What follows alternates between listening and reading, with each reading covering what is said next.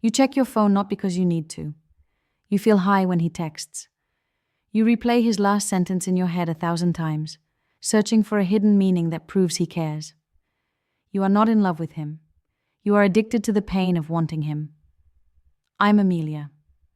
I'm breaking the spell of limerence, why you are addicted to longing, and how to wake up from the fantasy before it destroys your reality. It starts with the glimmer. You meet someone, and suddenly, the world shifts. It feels like fate. It feels like a soulmate connection. But very quickly, the dynamic changes. You aren't just thinking about him, you are consumed by him.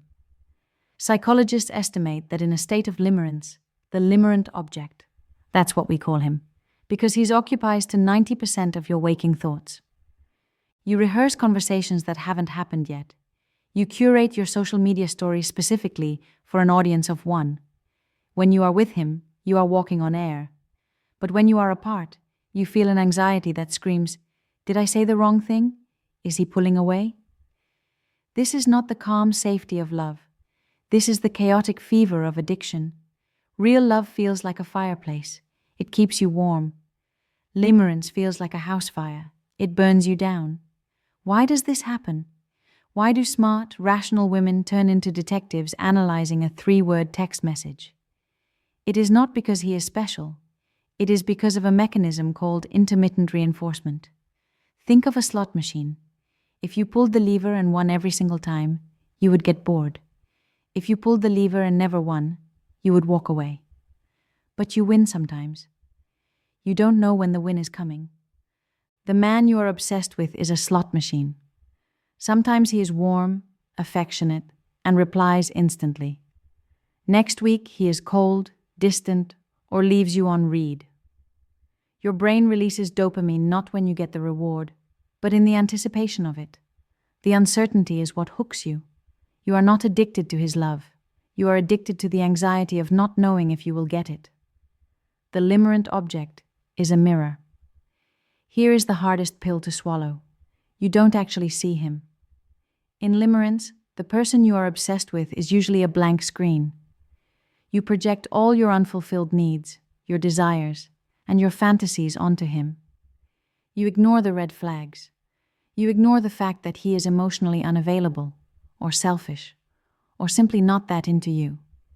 You say, "But we have such a deep connection." Do you? Or do you have a deep connection with the version of him you created in your head? Limerence thrives on distance. If you actually lived with this man, washed his socks, and dealt with his bad moods every day, the fantasy would crumble. You need the distance to keep the fantasy alive. You are in love with the potential, not the reality.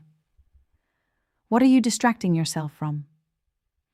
Limerence is a spectacular distraction. If you are obsessing over him 24/7, you don't have to think about your career stagnation, your childhood trauma, your loneliness, or your fear of true intimacy. Longing is safe. Unrequited love is safe. Why? Because you never have to be truly vulnerable. As long as you are chasing someone you can't fully have, you never have to risk the messiness of a real relationship. You get to live in the high-stakes drama of your mind without facing the mundane work of reality. The cure for this obsession isn't more thinking, it's radical grounding. You need to start looking at this man without the cinematic filter you've placed over him. Take him off the pedestal and place him back into the category of just a person with flaws, mundane habits, and a life that doesn't actually revolve around you. Notice that your real life is passing you by while you watch a movie in your head that has no ending. You have to choose the cold discomfort of reality over the warm, suffocating comfort of a fantasy. The final shift happens when you realize that your energy is a finite resource and you've been pouring it into a ghost. Real, healthy love is not a roller coaster. It's a secure foundation. It's consistent. It's reliable. And it doesn't leave you guessing. Start investing that 90% of your thoughts back into your own life, your health, your forgotten hobbies, and your own healing. You don't need him to complete you. You need you to be present for your own life. When you stop being a seeker of his attention, you finally become the master of your own soul. How to detox. So you realize you are limerent. How do you stop? You cannot think your way out of this, because your thinking is broken. You have to act your way out. Step 1. Starve the beast. Radical no contact. You cannot wean yourself off an addiction by having just a little bit. You need to go cold turkey. This means blocking him. Not muting him, blocking him. Delete the chat history. Yes, I know you reread it like a holy scripture. Delete it. Stop stalking his socials. Every time you look at his photo, you give your brain a hit of dopamine and reset your recovery clock to 0. You will feel physical pain, depression, and boredom. That is good. Step 2. Kill the fantasy, the ick list. Your brain is lying to you.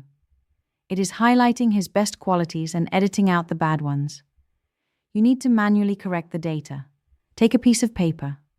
Write down every single thing about him that is annoying, rude, gross, or mediocre. Does he chew with his mouth open? Write it down. Did he forget your birthday? Write it down. Is he inconsistent? Write it down.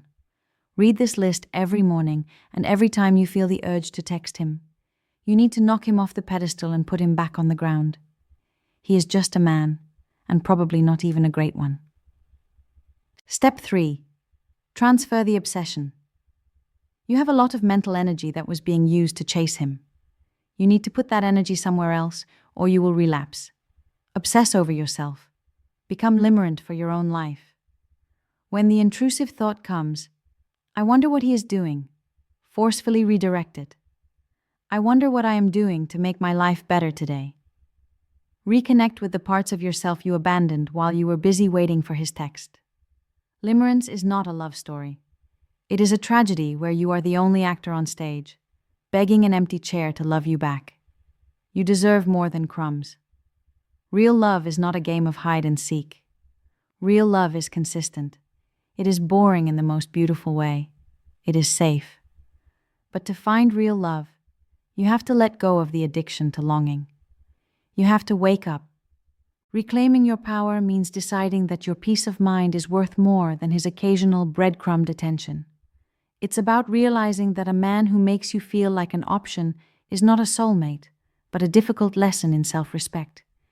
You deserve a love that provides a steady, rhythmic heartbeat, not one that keeps you in a state of constant, low-level panic. The moment you stop being a supporting character in his story is the moment you finally become the protagonist of your own life. Stop waiting for him to choose you and start choosing yourself. If you are ready to stop chasing ghosts and start building a real life, make sure you subscribe.